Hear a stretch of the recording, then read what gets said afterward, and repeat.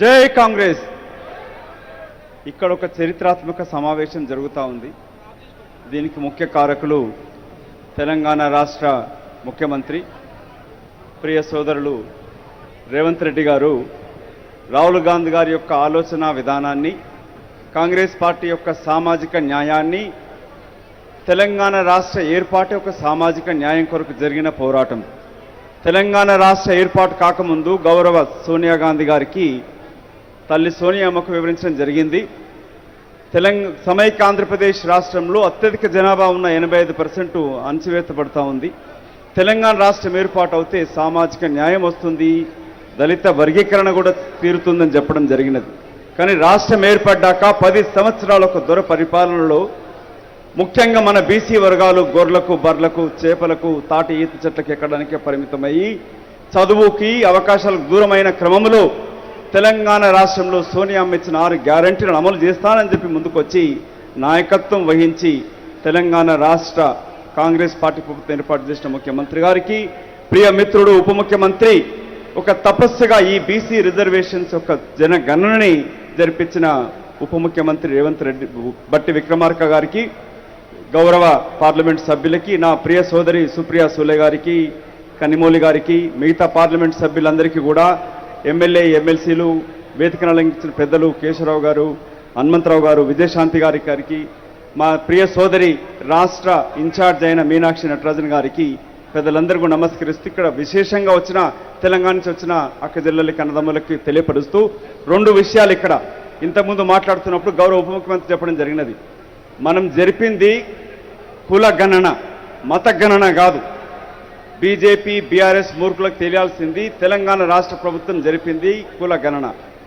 రాజ్యాంగం చెప్తుంది కుల గణన జరగకపోతుంది, కానీ మత గణన జరగదు. దేశాన్ని విభజించి పరిపాలిస్తున్న బీజేపీ పార్టీ కుల గణనతోటి మండల వ్యవస్థ వచ్చినప్పుడు దాన్ని కమండలంతో అడ్డుకునే ప్రయత్నం చేసినది.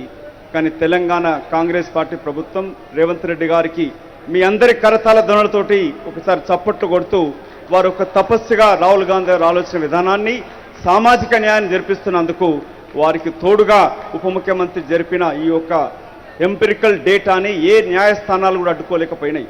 బీజేపీ బీఆర్ఎస్ అడ్డుకునే ప్రయత్నం చేసింది, అడ్డుకోలేకపోయినాయి. ఇక్కడ మీ అందరికీ నా విజ్ఞప్తి ఏంటంటే, ఒక బీసీ కుల వ్యక్తిగా మనము ఏ పార్టీ నాయకుడు, మన ముఖ్యమంత్రి మనకు నిలబడ్డప్పుడు బీసీ వర్గాలు, ముఖ్యంగా జాజుల శ్రీనివాస్ కానీ మిగతా బీసీ అసోసియేషన్స్ అందరికీ కూడా విజ్ఞప్తి, ఇవాళ గుంట నక్కల్లాగా బీజేపీ బీఆర్ఎస్ నాయకులు కాచుకొని ఉన్నారు. సామాజిక న్యాయం పేరుతోటి ముసలి కన్నీరు గారుస్తూ ఉన్నారు. నిజమైన సామాజిక న్యాయం చేసేది, చేయగలిగేది కాంగ్రెస్ పార్టీ ప్రభుత్వం, ముఖ్యమంత్రి రేవంత్ రెడ్డి గారితో ఉన్న ప్రభుత్వం చేస్తూ ఉంది. మన కర్తవ్యం ఏందని ఆలోచించాల్సిన సమయం ఇది. ఇక్కడికి వచ్చిన మనందరం కూడా చప్పట్లు కొట్టుకొని వెళ్ళిపోకూడదు. రేపు జరగబోయే స్థానిక ఎన్నికలే కావచ్చు, లేక ఇటు కాంగ్రెస్ పార్టీ ప్రభుత్వాన్ని, రేవంత్ రెడ్డి గారి యొక్క ముఖ్యమంత్రి మనం నాయకత్వాన్ని బలోపేతం చేస్తే, రాహుల్ గాంధీ గారు మన కొరకు జాతీయ స్థాయిలో పోరాటం చేస్తూ ఉన్నారు. మొట్టమొదటిసారి స్వతంత్రం వచ్చినాక బీసీ కులగణన జరుగుతూ ఉన్నది. రాహుల్ గాంధీ గారు లేవనెత్తిన అంశంతోనే భయపడి నరేంద్ర మోదీ గారు జనగణనకి హామీ ఇవ్వడం జరిగింది. కేంద్ర ప్రభుత్వం చేస్తుంది. వాళ్ళు మోదీ గారు దీన్ని ఆలస్యం చేయగలుగుతాడని అడ్డుకునే ప్రసక్తే లేదు. న్యాయస్థానాలు కూడా అడ్డుకోలేకపోతా ఉన్నాయి. రాష్ట్రపతిని కూడా గతంలో తెలంగాణ ఏ విధంగా కలిసి సాధించుకున్నామో ఆ దిశలో సాధించుకునే ఈ ప్రయత్నంలో నా యొక్క విజ్ఞప్తి ఇక్కడికి వచ్చిన పెద్దలందరికీ కూడా, వేదిక మీద ఉన్న పెద్దలకి, వేదిక ముందున్న వాళ్ళకి, పాత్రికేయ మిత్రుల ద్వారా మా యొక్క సంకల్పాన్ని మీరు ఇదే విధంగా కొనసాగిస్తూ కాంగ్రెస్ పార్టీ ప్రభుత్వాన్ని బలోపేతం చేస్తూ, ప్రతిపక్షాలు గుంట నక్కలాగా ఉన్న వాళ్ళ యొక్క జిత్తులని వమ్ము చేస్తూ పార్టీతో నిలబడదాం, ప్రభుత్వాన్ని కాపాడుకుందాం, మన కొరకు వస్తున్న ఈ సామాజిక న్యాయాన్ని కాపాడుకొని తెచ్చుకుందాం, చేయి కలుపుదాం, రాహుల్ గాంధీ గారి నాయకత్వాన్ని బలపరుస్తామని చెప్తూ జై హింద్, జై తెలంగాణ.